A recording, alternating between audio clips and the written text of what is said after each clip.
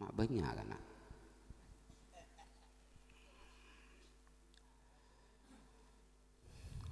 Assalamualaikum warahmatullahi wabarakatuh.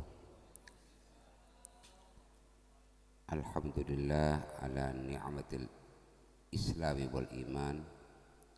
Wassalatu wassalamu ala sayyidil anam nabiyina Muhammadin sallallahu alaihi wasallam wa ala alihi wa ashabihi wa man tabi'ahum bi ihsanin ila yaumiddin. Arya takning abidatu kangkui alumni. Arya kau tu abidatu kangkui umum. Umum mah tetangkena orang jebeh.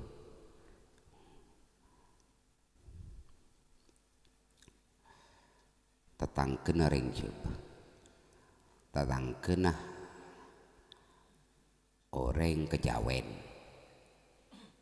Tahu kejawen? Ya. Ada tanding ngapidatu kanggo alumni.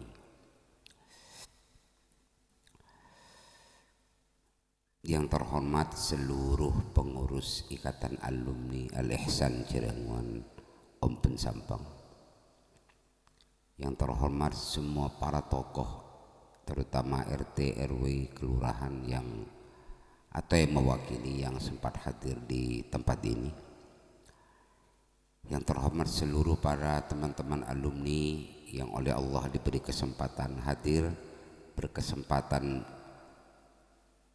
silaturahmi bersama sesama alumni dalam rangka menguatkan iman dan Islam kita. Pertama-tama kita sebagai orang Islam wajib berterima kasih kepada Allah, di mana Allah telah menciptakan kita sebagai orang yang lahir dari rahim orang Islam, dan semoga harapan besar kita mati juga dalam keadaan Islam. Amin. Salawat berserta salam semoga tetap kepada junjungan kita Nabi besar Muhammad sallallahu alaihi wasallam beserta keluarga, teman-temannya dan orang-orang yang mengikuti jejak beliau, termasuk kita. Semoga tetap mengikuti jejak langkah beliau dalam hidup nanti menghadap Allah mati, kita juga mengikuti jejak beliau Nabi Muhammad sallallahu alaihi wasallam. Karena dengan tanpa mengikuti jejak beliau, siapapun, kapanpun, dimanapun, orang itu tidak akan pernah selamat. Silakan orang berbangga dengan hartanya, silakan orang berbangga dengan intelektualitasnya, dengan kepintarannya, silakan orang bisa berbangga dengan jaringannya. Tetapi kalau tanpa mengikuti jejak langkah, tanpa mengikuti arahan yang sudah dibawa oleh Nabi Muhammad SAW beserta keluarga dan sahabatnya, orang itu pasti pada akhirnya orang itu akan menjadi orang celaka. Celaka dalam artian bukan berarti kecelakaan tabrakan sepeda motor atau ditabrak, enggak. Tetapi hidupnya tidak akan pernah bahagia walaupun bergelimang harta, walaupun jaringannya di seluruh dunia, walaupun punya anak yang pintar-pintar, yang ganteng dan cantik-cantik, yang juga pintar-pintar, tetapi dia pada akhirnya akan menyesal dengan apa yang dia kerjakan karena tidak mengikuti langkah jejak beliau Nabi Muhammad SAW. Maka ke dalam kita berkumpul ini dalam rangka menguatkan iman dan Islam kita, di dalam rangka mengikuti jejak langkah Nabi Muhammad SAW. Amin. Semoga kita bisa terus sampai mati mengikuti jejak langkah beliau. Yang ketiga, tentu kita berterima kasih kepada seluruh guru-guru kita dimanapun beliau, entah yang sudah dipanggil oleh Allah atau yang masih ada sekarang. Berkat jasa beliaulah kita ini menjadi orang yang jauh lebih baik. Ada orang ini dilahirkan dalam keadaan Islam, bahkan setelah dia remaja, dia menginjak remaja, dia sudah dibebani oleh Allah sebagai orang mukallaf, dipaksa oleh sistemnya Allah harus mengikuti jejak langkah Nabi Muhammad, tetapi tanpa guru, tanpa seorang pembimbing, tanpa seorang mentor yang mengarahkan kita untuk mengikuti apa yang disabdakan oleh Allah, mengikuti apa yang dijalankan oleh Nabi Muhammad beserta keluarga dan sahabatnya, maka kita tidak akan pernah bisa sampai kepada apa yang dikehendaki oleh Allah dan apa yang dibawa oleh Nabi Muhammad SAW. Maka terima kasih besar kita kepada para guru, karena beliaulah kita ini bisa, alhamdulillah, bisa tetap mengokohkan iman dan Islam kita. Karena tanpa beliau, siapapun, kapanpun, dimanapun, tanpa guru-guru ini, maka kita tidak akan pernah menemukan jembatan, tidak akan pernah bisa menemukan anak tangga untuk menuju Rasul, apalagi menuju kepada Allah Subhanahu wa Ta'ala. Terakhir, yang paling dasar ini tentu berterima kasih kepada kedua orang tua kita. Orang tua ini gantinya Allah. Orang tua kita ini adalah gantinya Allah. Kenapa kok saya katakan begini? Sebab yang menciptakan kita ini sejatinya adalah Allah Subhanahu wa Ta'ala. Hakikatnya Allah, tetapi melalui siapa?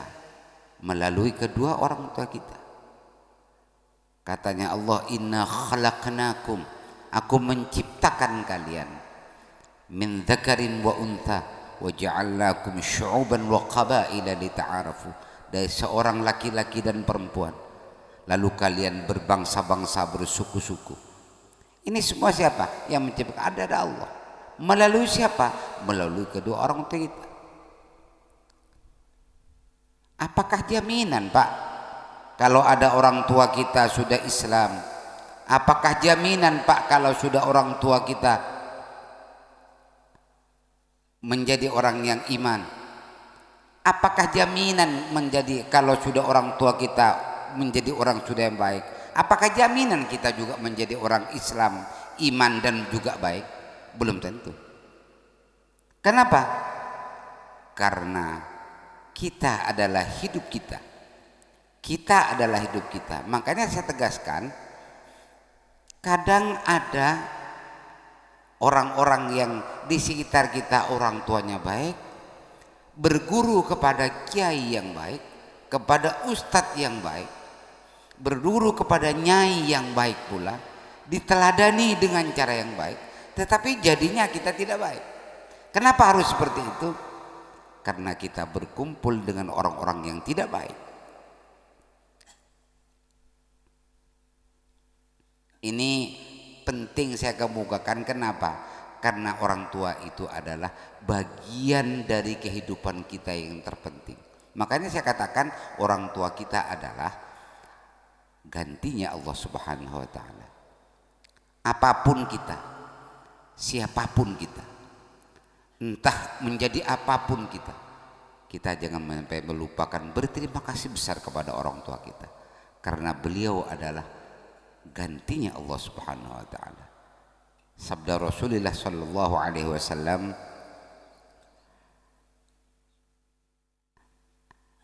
Allah menciptakan kita itu melalui orang tua kita, tetapi ingat, orang tua itu kadang lupa. Ini sabda Rasulullah, kadang lupa untuk disyukuri oleh kita. Ngerti kan? Marah cak-cak kerja kan?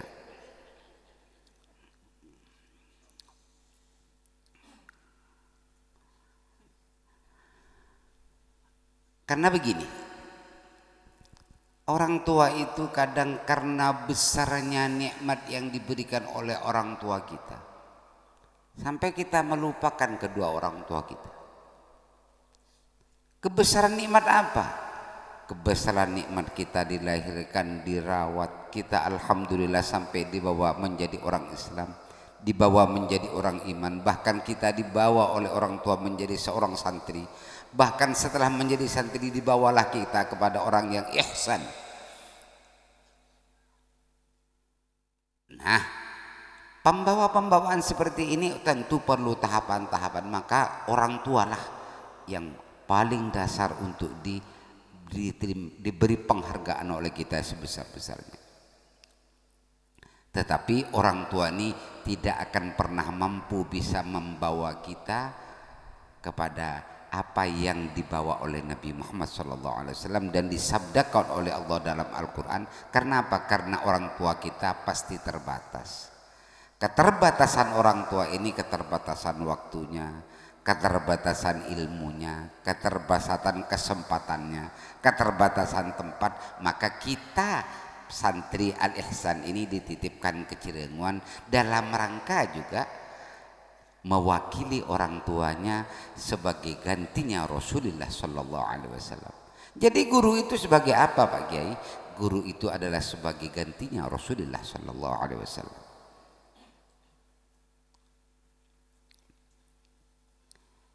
Ini perlu saya sampaikan.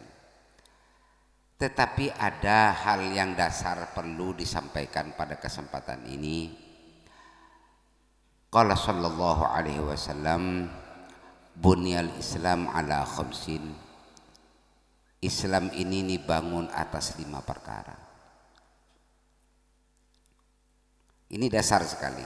Tetapi dalam kesempatan ini perlu saya kemukakan seperti ini.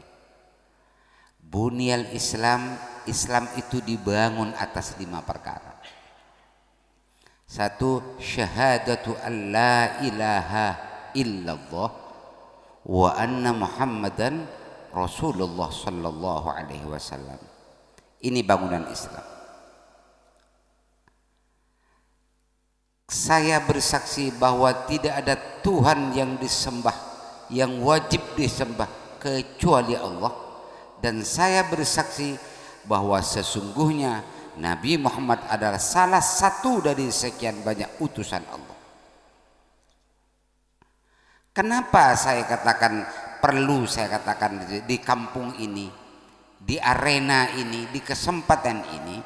Karena begini, ada orang bersaksi bahwa tidak ada Tuhan yang disembah selain Allah, tetapi dia tidak menyaksikan, tidak bersaksi dalam akidah dan dalam hatinya bahwa Nabi Muhammad adalah bagian dari sekian banyak utusan Allah, maka batallah keimanan orang ini. Banyak orang sekarang ini ada Islam jamaah lah, ada Islam eling lah, ada Islam manunggaling Gusti. Islam yang hanya manunggaling Gusti, bersatu dengan Allah, bersatu dengan Gusti Allah. Apa? Saya perlu tegaskan begini ini karena begini, ada orang begini, ada orang ini terutama di sebagian masyarakat kita di Jawa ini mengikuti jejak langkah yang sebagian dibawa oleh orang-orang yang khilafiyin, yang memang bertentangan dengan apa yang dibawa oleh Nabi Muhammad. Apa? Bersaksi bahwa tidak ada Tuhan selain Allah, tetapi dia lupa bahwa yang membawa bahwa tidak ada Tuhan selain Allah itu adalah Muhammad sallallahu alaihi wasallam. Maka dengan sendirinya orang ini batal keimanannya. Kenapa saya katakan batal? Kenapa saya tegaskan batal keimanannya? Karena Nabi Muhammad ini adalah tangga untuk menuju Allah. Tidak akan pernah sampai orang itu kepada satu tujuan tanpa pelantara. Tidak akan pernah sampai orang ini kepada tempat yang lebih tinggi tanpa tangga. Dan tidak ada pernah sampai kepada orang ini siapapun, kapanpun, dimanapun kepada tujuan yang di atas itu, kecuali dia mempunyai pelantaraan yang bisa menyampaikan apa yang kita cita-citakan sampai ke di atas. Maka salah satu tangga itu adalah Nabi Muhammad sallallahu alaihi wasallam. Kadang ada begini, karena kadang ada. Nggak usah lah, nggak usah, yang penting iman kepada Allah. Iman kepada Allah itu karena sudah berkeyakinan bahwa dia paling iman kepada Allah, lalu semua orang bisa dicaci maki oleh dia. Dia tidak imanlah kepada Allah. Kenapa? Dia masih sholat. Kenapa masih sholat? Ya berarti dia tidak iman kepada Allah. Kenapa masih zakat? Berarti dia tidak iman kepada Allah. Ini cara berpikir terbalik. Kalau ada orang sholat, orang-orang yang mengatakan dirinya paling iman itu di kelompok-kelompok wahdaniyah, wujudil wujud, hanya Allah yang ada, itu beranggapan bahwa orang yang sholat itu masih belum iman kepada Allah, bahwa orang yang berpuasa itu masih belum iman kepada Allah, bahwa orang yang berzakat itu masih belum iman kepada Allah. Makanya syahadah, kesaksian ini oleh Allah melalui Rasulullah SAW dijadikan syarat untuk orang ini menjadi orang Islam, seterusnya menjadi orang yang iman. Kenapa? Karena dari sinilah semua pekerjaan-pekerjaan yang dianjurkan, bahkan diwajibkan, bahkan difardukan dalam Islam itu melalui syahadatu alla ilaha illallah wa asyhadu anna Muhammadar Rasulullah. Hei, ngerti?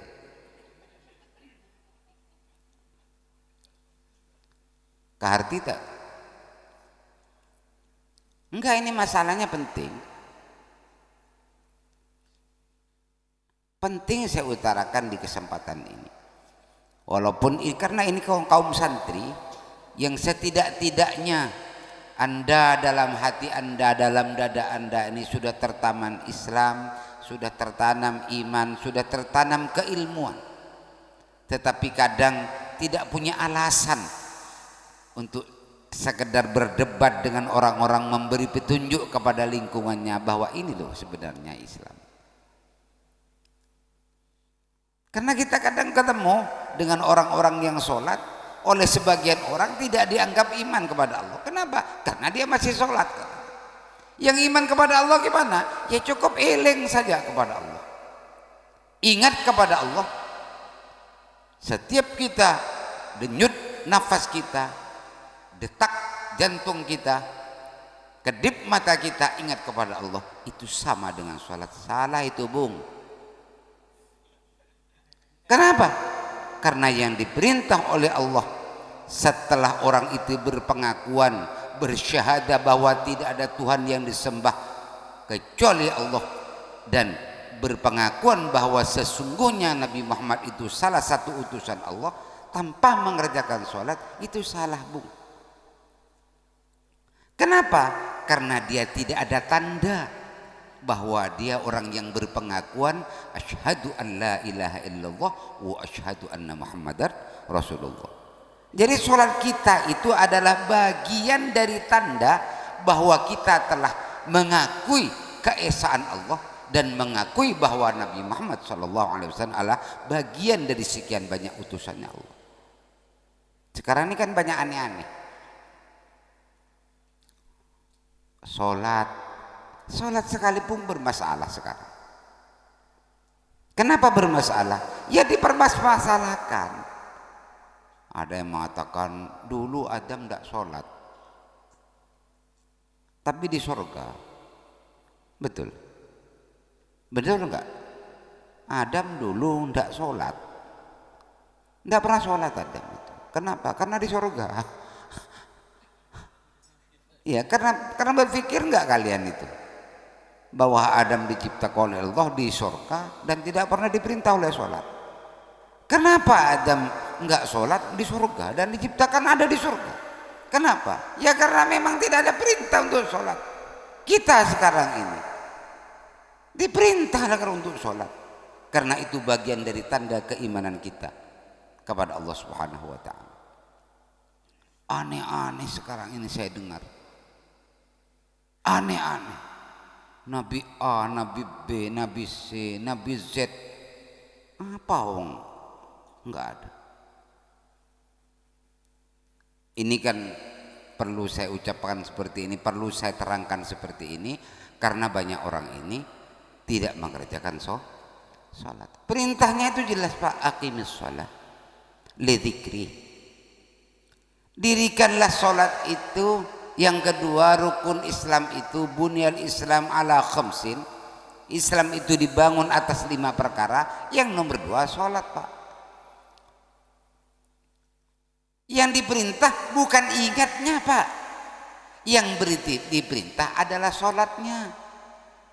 Ini kalau orang-orang yang sasar ngomong bahwa yang diperintah itu ingatnya kepada Allah, bukan Bung. Nabi Musa itu diperintah aqimis sholat, dirikanlah Musa sholat. Jadi sholatnya aja yang diperintah. Perlunya didirikan sholat itu ditegaskan dalam lanjutan ayat ini, li dzikri, untuk mengingat aku, katanya Allah. Bukan mengingatnya yang diperintah Bung, tetapi sholatnya. Lalu pertanyaannya, Pak, kalau ada orang sholat tanpa ingat kepada Allah, yang penting sholat Pak? Iya. Kalau ada orang yang sholat tanpa mengingat Allah, tetapi dia sudah memenuhi syarat rukun sholat, yang penting sholatnya Pak. Bukan yang penting ingat. Soal ingat itu adalah rezeki masing-masing. Kalau kita harus sholat dan harus ingat kepada Allah dalam setiap sholat, itu adalah kebaikan. Itu adalah kebaikan, bukan perintah untuk biasanya teman-teman yang nakal ini, tetangga-tetangga kita yang nakal, lebih-lebih anak muda, kalau ketemu dengan hal-hal yang gampang-gampang paling mudah, sing penting iku ilingi. Sopo saya ngomong penting ilingi? Sing penting iku sholate. Perkara iling itu urusan nomor loro. Sing penting sholat sih. Perkara jerone sholat ora eling nang sapa-sapa, eling ning dunyane sampean, eling ning bojone sampean, eling ning anake sampean, eling nang dunyane sampean, eling nang jabatane sampean, moh iku urusane sampean. Sing penting yo sampean wudu'a, nutup aurat, ngadep kiblat, nek nggon sing apik, nek nggon sing bersih, sing suci, sampean salat to, mbah eling sapa, wis terserah, sing penting nekani syarat rukuni salat.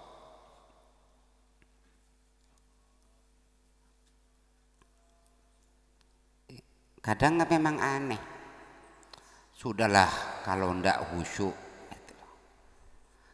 Kalau ndak khusyuk sekalian nggak sholat lah. Khusyuk itu kata Sayyidina Abu Bakar radhiyallahu an, tazinus shalah. Khusyuk itu adalah bagian dari hiasannya sholat. Orang sama dengan kita. Apakah kita ini tanpa songko, apakah kita tanpa baju, apakah kita tanpa celana, apakah kita tanpa sarung, apakah kita tanpa jubah, apakah kita tanpa TikTok, apakah kita bukan orang? Tetap orang kita. Lah sudah lengkap kita, semua kita berpakaian lengkap. Apakah kita tanpa arloji, tanpa cincin, tanpa kacamata, tanpa ikat pinggang? Apakah kita tidak berpakaian? Sudah berpakaian tetapi tidak berhiasan. Yang penting apa? Pakaiannya. Ini yang penting. Jadi dalam urusan sholat, yang penting sholatnya Pak. Sholat itu perkara khusyuk, tidak khusyuk, moh itu urusan nanti. Bah itu urusan nanti. Kenapa saya katakan begini? Karena kadang salah paham. Kalau enggak khusyuk, ya jangan sholat aja sekalian. Lah, khusyuk itu hanya hiasan. Rumah ini tanpa dicat sekalipun tetap rumah, betul? Ya. Kita ini manusia ini tanpa minyak wangi, Kita ini manusia tanpa cincin, tanpa arloji, tanpa kacamata, tanpa baju. Apakah kita bukan manusia? Tetap manusia. Tetapi yang penting bagi kita adalah kemanusiaannya ini. Yang penting bagi kita adalah sholatnya. Bukan persoalannya, tujuan dalam sholat itu lidzikri. Umpamanya tidak sampai kepada ingat kepada Allah dalam sholat. Sudahlah, saya tegaskan sekali lagi, sholato. Wes jok mikir apa-apa, wes sholato sampeyan ngadepo, wes rangkepono syarat rukune sholato, wes ta. Perkara diterima, gak diterima. Perkara anu mergo ini wis teh penting sholato, urusan diterima gak diterima urusan Allah Subhanahu wa taala. Sing penting awak iki manut ning yai, manut ning ustad, manut ning Rasulullah sallallahu alaihi wasallam. Ada kita mangkat walau tak Sunda kok ya.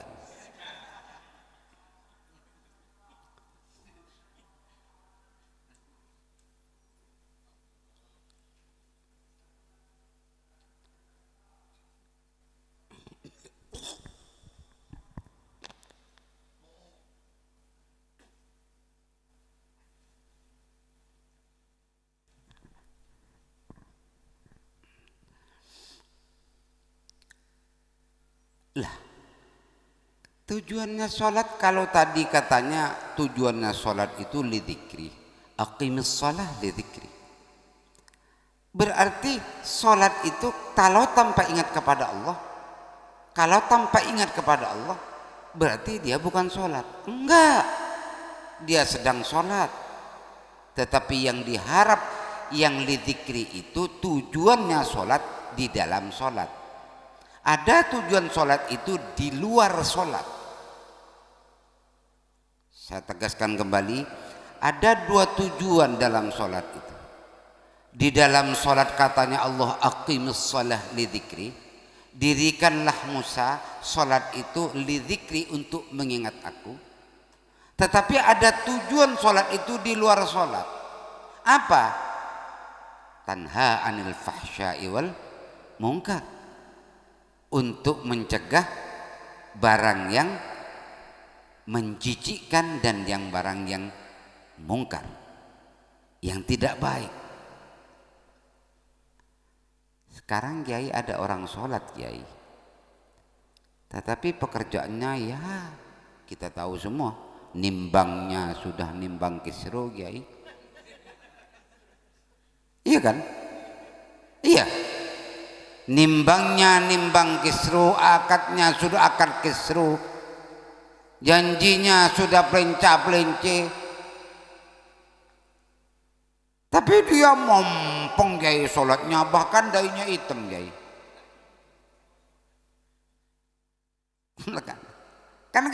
kan seperti itu. Lalu di mana sabda Allah tanha anil fahsya'i wal munkar itu Kiai? Sholat itu mencegah dari barang yang menjijikkan dan yang barang yang dibenci oleh Allah itu. Di mana fungsinya? Kadang memang itu tidak berfungsi seketika. Saya tegaskan, kadang apa yang dituju oleh Allah tentang tujuannya sholat dalam di luar sholat itu, di dalam dan di luar sholat itu, kadang memang tidak seketika. Tujuan Allah memerintahkan kita sholat itu agar tetap berhubungan kita kepada Allah. Setidak-tidaknya 5 waktu dalam sehari. Sempat ditambah sholat rawatib sebelum sholat fardu kita, ditambah sunat rawatib setelah sholat fardu kita. Itu sholat penunjang namanya. Itu sholat penunjang namanya. Dan kalau sudah sekarang perintahnya sholatlah Musa kamu hanya untuk mengingat aku, kalau ada orang yang tidak ingat kepada Allah dan mau sholat, seperti sholat saja. Tetapi kadang yang diperlukan oleh kita itu setelah keluar, walaupun sholatnya tidak begitu baik, kadang orang itu tanha anil fahsya'i wal munkar, sudah dia mencegah, menjauhkan diri dari fahsya dan mungkar. Fahsya itu adalah barang yang menjijikkan, wal mungkar, dan barang yang diingkari, barang yang dibenci oleh Allah Allahumma sholli, yang dibenci oleh Allah Subhanahu wa taala.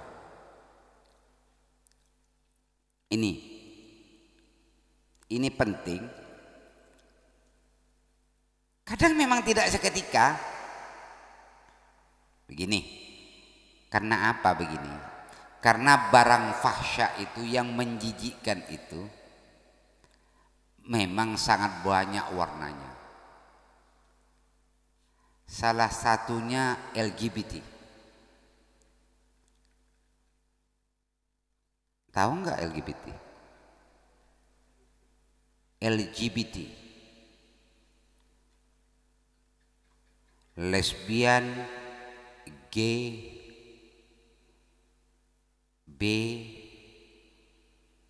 biseksual, transseksual. Artinya yang laki-laki senang sama laki-laki, gay itu namanya. Yang pertama lesbian, perempuan senang sama perempuan. G-nya gay itu laki-laki senang sama laki-laki. Yang ketiga B itu biseksual. Ada seorang laki-laki yang suka kepada laki-laki pula dan suka kepada perempuan pula. Ada orang perempuan yang suka kepada orang perempuan tetapi juga suka kepada laki-laki. Itu biseksual namanya. Yang terakhir transseksual. Dia menjadi ganti alat kelamin untuk menjadi, dan itu katanya Allah yang dikatakan salah satu fahsya. Makanya Allah menegaskan kepada istri kita sekalipun, Allah fa'tu harthakum nisa'ukum harthul lakum anna syi'tum wa qaddimu li anfusikum. Terusnya ayat itu tidak usah saya baca semua. Wanita-wanita kalian, istri-istri kalian ada itu adalah sawah ladang bagi kalian. Maka datangilah ladang kalian, garaplah ladang kalian itu dari manapun kamu kehendaki. Tetapi jangan sampai dari belakang. Itu namanya fahsya walaupun dikerjakan kepada istri sendiri. Itu namanya fahsya, dubur jadi kena.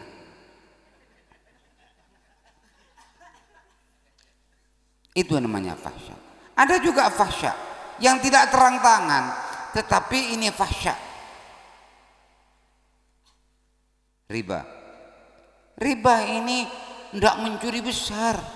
Riba ini tidak mencuri hal-hal besar, merampok, nyopet, enggak. Riba ini hanya mengerjakan hal-hal kecil, timbangan hanya lebih ya sesendok, 2 sendok. Tapi sendoknya sudah udah, sendok Belanda.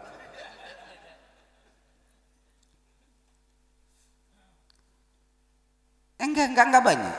Tetapi ini oleh Allah sangat menjijikkan. Kenapa? Karena dia dikatakan orang kelihatannya baik, tetapi dia tidak baik kenyataannya. Ini orang yang mengerjakan riba. Makanya alhamdulillah kadang orang yang sholat itu oleh Allah dicegah dari tanha anil fahsya'i wal munkar. Tidak semua barang yang fahsya dan barang yang mungkar itu dipercegahkan oleh Allah kepada orang yang sholat itu. Tetapi banyak barang fahsya wal munkar itu dicegah oleh Allah dari orang-orang yang sholat itu. Apa dia masih nyuri timbangan, walaupun Pak Haji sudah haji 2-3 kali masih nyuri timbangan. Iya, di situ iya memang, tetapi di lainnya dia baik. Artinya apa tidak hasil sholatnya? Sudah sangat hasil sholatnya. Yang baik bagaimana? Yang terbaik yang jangan kerjakan sama sekali. Di mana-mana itu sudah selengkap, nggak usah ada pidato kalau sudah begitu. Makanya ada kumpulan seperti ini untuk saling mengingatkan di antara kita. Betul? Allahumma sholli ala Muhammad. Enggak, kadang kita ini santri ini berpikir cupak. Tetangga ini kadang berpikir sempit. Teman-teman ini kadang berpikir skalanya skala kecil. Saya kadang berpikir, kadang orang itu kelihatannya tidak kelihatannya sama sekali tidak Islami. Saya punya bercerita, saya punya teman yang kebetulan secara penampilan nggak ada Islamnya sama sekali. Dia pakai anting, dia pakai kalung. Ya kalung bukan kalung 1 2 kalung, 3 kalung. Dia pakai aksesoris, pakai hiasan yang gelangnya itu sudah aneh-aneh. Celananya ndak pernah celana, hanya dia pakai celana pendek yang sebawah lutut itu. Aneh memang. Orang ngomong dia orang jangankan sholat, apalagi baik kepada sesama, apalagi baik menurut Allah, jauh dari baik menurut pandangan kita. Tetapi teman saya itu luar biasa baiknya. Dia sholatnya istiqomah, berjamaah. Dia istiqomah sholat sunnahnya, apalagi tahajud dan duhanya. Dia istiqomah dalam membangun mentalitas putra putrinya beserta istri-istrinya. Dia istiqomah membangun masjid, istiqomah membangun madrasah, istiqomah membangun jalan-jalan di mana-mana di Jawa Barat. Itu teman saya kebetulan orang Bandung, orang Jawa Barat. Dari segi penampilan ndak mit lah, ndak ada kultur, apalagi pakai baju koko seperti saya. Enggak, dia pakai kaos yang malam. Kalau malam Ahad dia soponya ke diskotik. Kalau setiap malam Ahad dibawalah anak ke diskotik. Orang berpikir, tapi dia sampai diskotik, saya pernah ikut dia sekali saya ikutnya. Buat apa sih Anda itu ke diskotik? Sudahlah, ikut Dinda katanya. Ikut saya. Duduk di sana. Sampai di sana dia duduk hanya lihat anaknya. Sudah kalian ngeden aja. Abi mau duduk di sini katanya. Duduk dengan saya. Dia banyak membaca Al-Quran di diskotik. Saya bilang ini orang gila. Dia hafal banyak surat, hafal dia. Al-Kahfi hafal, Ar-Rum hafal dia, Yusuf hafal, banyak surat hafal, Al-Fatih hafal, apalagi Yasin, Tabarok dan seterusnya itu banyak hafal. Dia baca Quran aja di diskotik. Bismillahirrahmanirrahim. Inna fatahna laka fatham mubina. Dinda, dengarkan, saya takut ada yang salah katanya. Baik Kang, Inna fatahna laka fatham mubina liyaghfir laka Allahumma taqaddam min dzambika. Arikila janakan. Arikila ya. Ya tetapi inilah subhanallah, putra putrinya 7 orang itu menjadi orang soleh dan solehah semua. Ini akibat istiqomah sholat. Yang nomor 3, bunyal Islam ala khamsin. Islam itu dibangun atas 5 perkara. Zakat. Puasa apa zakat? Zakat. Oh ya. Karena ustadz semua yang kumpul ini. Zakat.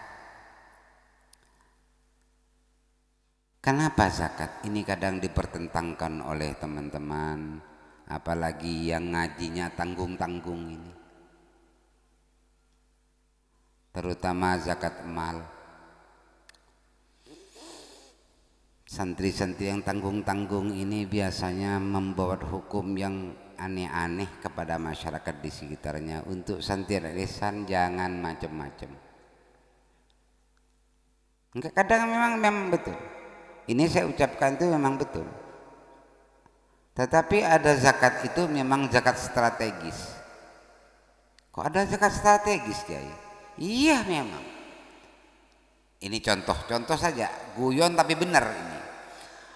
Ada orang itu kedekutnya, bakhilnya luar biasa. Bakhil luar biasa. Jangankan untuk bersedekah kepada orang, belanja itu tiap hari tengkar sama istrinya. Dia tidak tahu kebutuhan istrinya, kebutuhan anak-anaknya. Dia bakhilnya luar biasa. Tetapi suatu waktu dia mau menunaikan ibadah haji dan kebetulan matur ke saya, Gus, aku tak kaji Gus, aku tak mengkaji Gus. Kapan Cak? Setahun iki. Ya apa iki ceritane? Wis ngene Cak, lek sampean sing kate haji, ya kudu ono zakate Cak. Mosok kaji ono zakate? Lho, ono Cak. Nang ndi kaji ono zakate Cak. Kok aku tak takon nang Ustaz. Takon nang Ustaz sapa? Kebetulan teman yang ditanya itu teman saya. Kalau ada orang tanya ini ya, jawab ada zakatnya gitu loh. Tanyalah sama Ustaz teman saya itu. Ada, katanya saya bakal holil ya. Ada itu memang. Loh, liane gak kok. Loh, iku gak bener iku, sing bener ya holil iku. Itu zakat strategis namanya. Bukan zakatnya Allah Subhanahu wa taala. Bukan zakat yang diperintah oleh Muhammad sallallahu alaihi wasallam, enggak. Memang zakat strategis. Kebetulan dia haji waktu itu 7 masih ongkos haji 7.200, 7.200.000. 4 orang mau haji, 7 juta kali dihitung oleh saya ketemu 3.100.000. Iki meh podo karo hajine yo. Sik ta, sampean niku lak pengen selamat tuh, Cak. Iya pengen selamat. Ya wis. Pengen selamat ya 3.100.000, Cak. Zakat iki, Cak. Sudah, karena nggak bisa bayarlah orang ini. Setelah bayar uang, esok harinya saya datangnya lagi. Cak, aku lali, Cak. Apa maneh, Dik? Iki lho, Cak. Cak, apane sedekah lali, Cak. Apa sedekah? Sampeyan tuku beras 10 kintal. Apa maneh iku? Lho, sedekah iki, Cak. Sedekah. Liya iku, Cak. Lek zakat iku wajiban, Cak. Lek sedekah itu kesunatan tapi sunat sing digedhe-gedhekno, Cak. Sunat jare wong Arab, sunat muakkad, Cak. Sampeyan ono lho. Gak ngono-ngono, Cak, wis-wisane nono, Cak. Aku iki elek-elek ngene jare wong Gus, Cak. Waduh. Ya wis. Piro? 6 kintal, Cak. Bayarlah dia 6 kintal. Setelah uang itu diterima, belas udah diterima, seminggu kemudian dia mengadakan selamatan haji. Kebetulan yang diundang Kiai Sidogiri, Kiai Abdul Alim almarhum bersama Kiai Nawawi. Di depan saya dia tanya kepada Kiai, Kiai, kalau badhe tanglet Kiai, nggih napa, Jan? Nggih napa? Zakat kaji niku enten zakat tinggi, Kiai. Kaget lah Kiai. Lho sinten Pak sing ngomongin tentang zakate? Lho niki kok. Kiai ngomong ke saya dengan pakai bahasa Madura, Ra. Dereman nih, Ra. Gimana ini, Ra? Katanya Kiai. Oh, saya jawab nanti 4 mata, Kiai.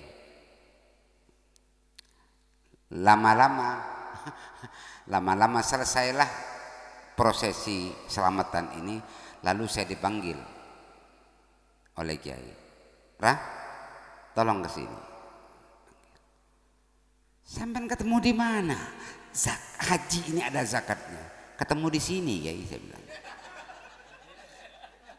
Ketemu di kitab mana? Enggak ada di kitab ini, di rumah ini, saya bilang. Bukan di kitab saya ketemunya, di rumah ini, Kiai, saya bilang. Maksudnya, ya maksudnya karena orang ini luar biasa kikirnya, Kiai, saya bilang. Terus kalau gak bini gak keluar-keluar, Kiai, saya bilang. Terus kena berapa oleh sampean? Dulu itu kena 3.100.000 uang besar tuh. Iya, makanya sampean nanti kebagian 500. Ketawa-ketawa Kiai itu. Wah, kurang ajar ki santri ngawur sampean niku. Wah, aku rene ustaz. Yai, ngapunten Yai. Niki saking mboten ngapusi kula Yai. Ngapunten Yai, ngapunten kula Yai. Niki mboten ngapusi kula Yai. Tapi lek menawi mboten ngeten Yai, niki mboten enten sedekah Yai. Ngene tara. Nggih Yai. Ya napa? Wis gak apa-apa, ndi 500. Sudah diberikannya sama Kiai, terus saya berikan kepada fakir miskin di sekitarnya itu. Berasnya bersama uangnya itu saya berikan. Setelah dari Mekah dia datang lagi ke saya. Gus, sampean niku ya opo palsu tenan niku. Opo saya bilang. Opo aja? Aku tak takut sak Mekah iku gak ono wong disakati. Aku tok iku. Jare sapa iku goblok cak ya. Kene lho asing pinter cak. Habis itu istrinya ngomong, "Ning, ya apa ning? Alhamdulillah Gus, ngene lho Gus, ngene-ngene." Iya ning, coba sampean gak bayar zakat, gak bayar sedekah beras gitu. Ciloko sampean. Iya alhamdulillah. Aku mimpi sampean Gus. Iya ngene-ngene. Saya bilang, "Woi, ini zakat strategis. Bukan zakat kewajiban, bukan kewajiban, tetapi bagi kita orang Islam adalah bagaimana kita mengarahkan orang-orang di sekitar kita untuk menjadi lebih baik." Betul nggak? Iya. Sepakat kan? Sepakat, apalagi penipuan-penipuan seperti ini. Iya, seperti itu.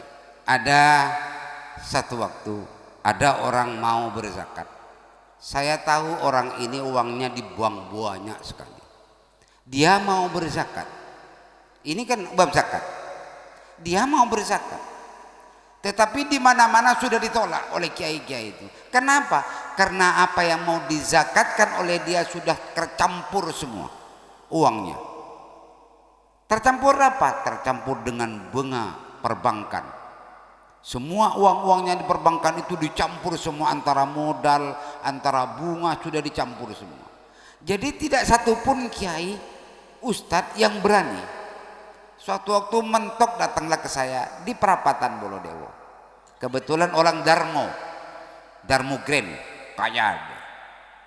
Gus, tanya saya Gus. Iya.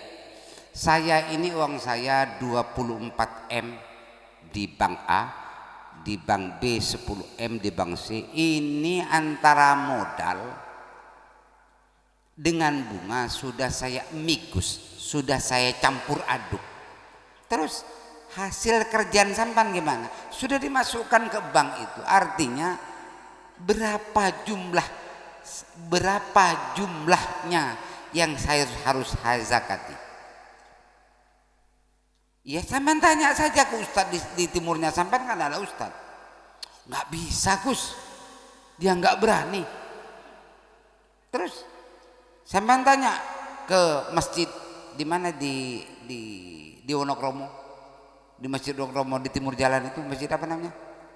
Al-Falah. Sudah saya tanya ke sana, nggak bisa. Oh sini bisa saya bilang. Kenapa? Gimana hukumnya? Wajib sampean. Wajib zakat mal. Caranya begini. Di bank itu berapa harta sampean saya kalkulasi, di bank A berapa kalkulasi berapa. Ini semua dihitung. Ini sekian zakatnya, ini sekian zakatnya, ini sekian zakatnya. Terus setelah ketemu perputaran uang sampean berapa yang di dalam setahun ini. Setelah saya ketemu semua, sudah bayar semua zakatnya, ini baru bagus seperti ini. Ada orang seperti ini. kemarin Ustadz Kiai itu bodoh-bodoh semua. Terus setelah itu ada satu hal lagi, bunganya. Bunganya, bunga itu kekayaan juga. Zakat dikeluarkan semua. Dihitung-hitung bunganya sekian. Ini bunganya ini dikeluarin aja. Lalu dikeluarkanlah bunga dari satu bank itu 530 juta. Waktu itu diberikan ke abah saya. Ini Kiai uangnya, uang bunga bank 530 juta. Abah saya langsung nolak. Terus lama-lama orang itu datang ke saya. Yai Muhammad nolak. Gimana ini yang 500 katanya sampean suruh keluarkan, tapi 530 ini sudah terlanjur dikeluarkan, gimana caranya? Mana. Abah dipanggil oleh abah saya. Cong, ini uang bukunya bank. Ini jelas fahsya. Ini jelas perkara haram. Mau diapakan oleh kamu? Saya bilang, saya punya cara. Abah lalu ngomong, innallaha thayyibun la yuqbalu illa thayyiban. Allah itu bersih dan tidak menerima kecuali barang yang bersih. Saya bilang, iya memang betul itu. Saya bilang, betul itu. Tetapi ini yang begitu itu, orang yang mengharap pahala dari Allah. Kalau kita ini nerima uang saya, ini nerima uang 530 ini, saya tidak berharap pahala dari Allah. Persoalan saya diberi pahala oleh Allah itu urusan Allah. 2-3 hari kemudian ada orang membangun madrasah, membangun masjid. Kurang berapa? Kurang 35. Saya lunasi itu masjid itu.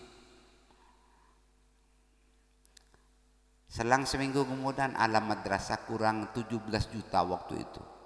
Saya beri 17 juta. Ini full ya, jadi ini sudah selesai Holil Bait.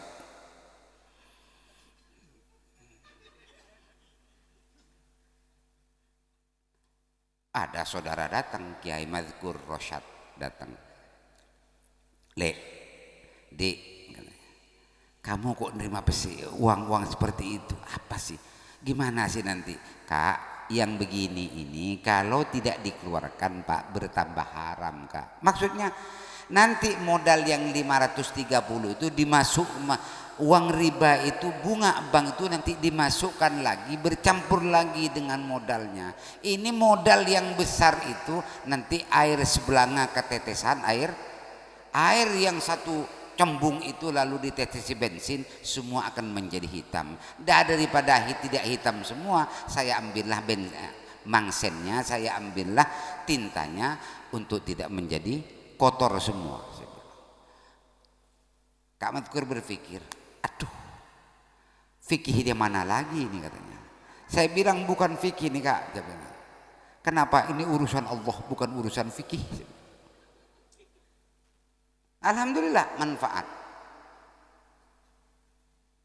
Ini urusan zakat. Jadi saya cerita ini agar Anda Ustadz alumni Cirenguan, kalau ada orang-orang yang seperti ini soal zakat ini pintar-pintar saja ngakali. Kenapa? Tetapi jangan dimakan sendiri, diberikan kepada orang-orang yang berhak, diberikan kepada lembaga-lembaga yang memerlukan. Persoalan pahala tidak pahala itu urusan Allah Subhanahu wa taala. Apakah tidak haram? Tetap haram. Jangan dihukumi tidak haram, tetap haram. Apakah bagaimana cara kalau kita sudah mengerjakan barang haram seperti ini? Allah yang Maha tahu. Ini urusan zakat. Nomor 4 puasa. Nomor 5 haji. Kenapa perlu kita puasa? Kadang orang-orang yang Kadang orang-orang yang berpengertian kita itu tidak berpuasa. Kenapa tidak berpuasa? Dia alasan karena tidak kuat, dia alasan sakit, dia macam-macam. Kalau memang sakit, betul-betul sakit, ya nggak apa-apa, nggak puasa. Tetapi kadang alasan memang nakal, dia dicari alasan tidak berpuasa. Ini yang bahaya.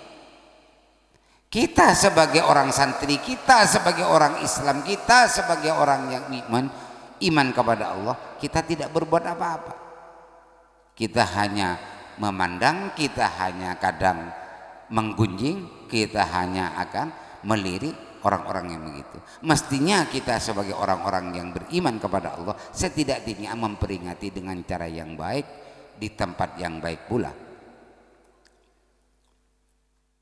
Terakhir, agar cepat, ini urusan haji. Kenapa? Mohon maaf sekali lagi, walaupun ini urusan dasar bagi kalian, tetapi ini saya berbicara seperti ini di depan alumni yang sudah pada ustadz, pada ngerti ini, untuk konsumsinya, bukan untuk kalian, tetapi sebagian adalah untuk tetangga kita di sekitar kita yang sekarang juga ikut mendengarkan ini. Bukan untuk kalian. Cepah ngocak pulang bo jadi mau ala jadi ya boy Magidul Malik bunyal Islam ala khamsin, ke Mahrus bunyal Islam ala khamsin, Tatsahuri bunyal Islam, sampai ke depan Kezami bunyal Islam ala khamsin. Mau ala jadi ya boy.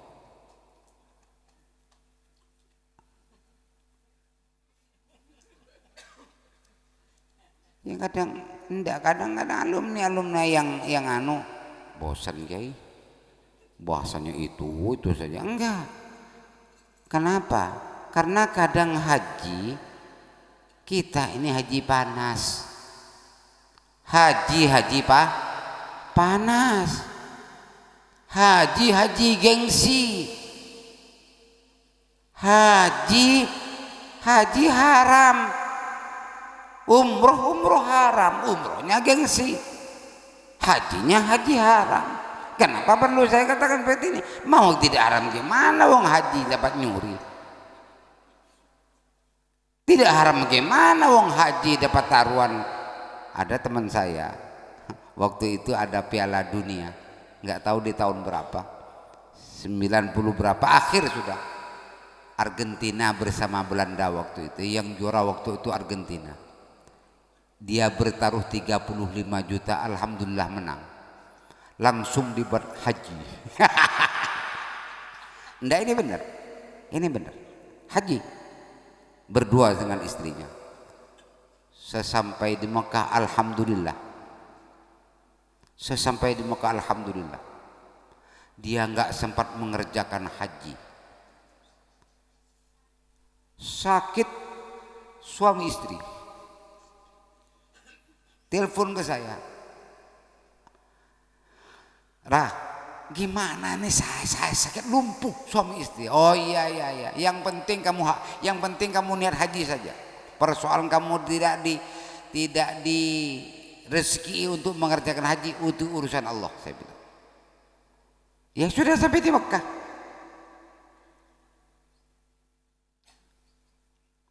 Haji gengsi. Mahaji kana yo todus jo arwa ala ku apa itu kerja apa, masa saya kerja seperti ini belum dipanggil abah juga gitu.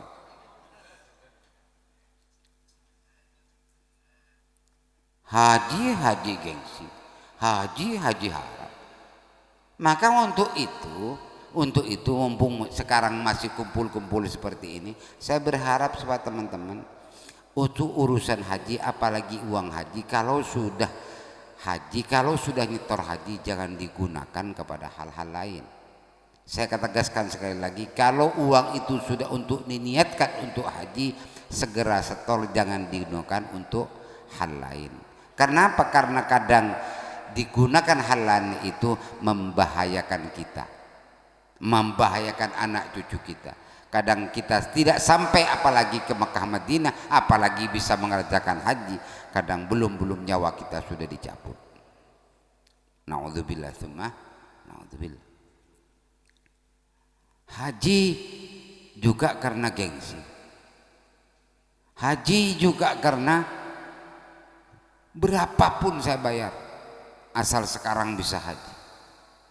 Makanya sampai di Mekah itu banyak kasus, makanya sampai di Madinah itu banyak kasus, karena memang berangkat tidak asyhadu alla ilaha illallah wa asyhadu anna muhammadar rasulullah.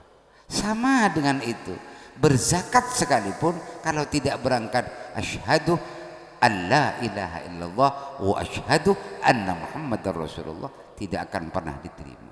Sama dengan kita saum, kalau tidak berangkat asyhadu alla ilaha illallah wa asyhadu anna muhammadar rasulullah, terakhir paling dasar salat kita, kalau tidak berangkat dari rasa iman kita kepada Allah dan rasa ikut serta kita atas apa yang dibawa Nabi Muhammad SAW, artinya asyhadu an la ilaha illallah wa asyhadu anna muhammadar rasulullah, maka salat kita tidak akan pernah mencapai apa yang disabdakan oleh Allah bahwa aqimis shalah li dzikri, dirikan salat itu untuk mengingat aku.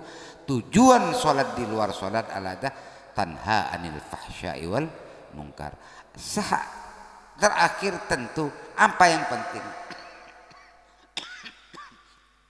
kuatkan pengakuan kita, ini intinya, kuatkan pengakuan kita bahwa tidak ada Tuhan selain Allah dan Nabi Muhammad adalah utusan Allah. Ini intinya. Karena di mana-mana ini dianggap bukan inti, padahal inilah intinya. Inti dari semua persoalan kehidupan kita. Kenapa? Karena inti otomatis ini akan dibawa oleh hidup kita, dalam hidup kita, bahkan nanti dalam mati kita. Semoga Allah mencabut kita dalam keadaan Islam dan iman. Kiranya cukup sekian. Mohon maaf kalau ada hal-hal yang tidak berkenan, terutama karena saya menggunakan bahasa Indonesia yang kebetulan kalian kadang kurang respect, kurang hormat, kadang kurang nangkap, tetapi ini adalah bagian yang harus saya sampaikan, sekaligus Anda juga latihan mendengarkan dalam ceramah bahasa Indonesia yang diutarakan oleh kebetulan menantunya orang Cileungeun. Kebetulan pula agar saya juga tidak hilang bahasa Indonesia dalam menyampaikan dakwah, sekaligus juga latihan gitu. Dari mana? Siapa cek latihan, karena cek yang latihan masa kikir kareng latihan deh. Kebelo kiai keng latihan. Yalah cek latihan, maklum boy.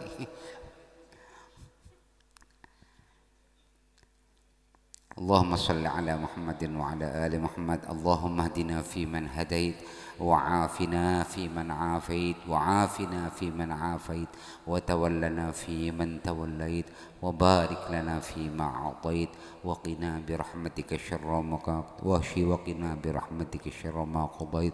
اللهم اجعلنا وأزواجنا وذرياتنا وتلاميذنا وجيراننا ولمن أحسن وأحب إلينا ولمن أعان في علاء دينك من المسلمين والمسلمات والمؤمنين والمؤمنات، علماء العاملين، أولياء الصالحين، مجاهدين والمجتهدين والمصنفين والمؤلفين والمعلمين والمتعلمين بعقد سليم وخلق عظيم. اللهم اجعلنا وإياهم لآلائك ذاكرين ولنعمائك شاكرين وعلى البلاء الصابرين وعلى القضاء صابرين برحمتك يا أرحم الراحمين. اللهم لا تجعل الدنيا أكبر همنا وهمهم ولا مبلغ فكرنا وفكرهم ولا تسلط علينا من لم يرحمنا ويرحمهم. اللهم ربنا آتنا في الدنيا حسنة وفي الآخرة حسنة وقنا عذاب النار. اللهم اختم لنا وإياهم بالإسلام واختم لنا وإياهم بالإيمان واختم لنا وإياهم منك بخير ويا خير الناصرين برحمتك يا أرحم الراحمين. سبحان ربك رب العزة عما يصفون وسلام على المرسلين والحمد لله رب العالمين. Al-Fatihah. أعوذ بالله من الشيطان الرجيم. بسم الله الرحمن الرحيم. الحمد لله رب العالمين الرحمن الرحيم مالك يوم الدين إياك نعبد وإياك نستعين اهدنا الصراط المستقيم صراط الذين أنعمت عليهم غير المغضوب عليهم ولا الضالين رب اغفر لنا ولوالدينا آمين. السلام عليكم ورحمة الله وبركاته.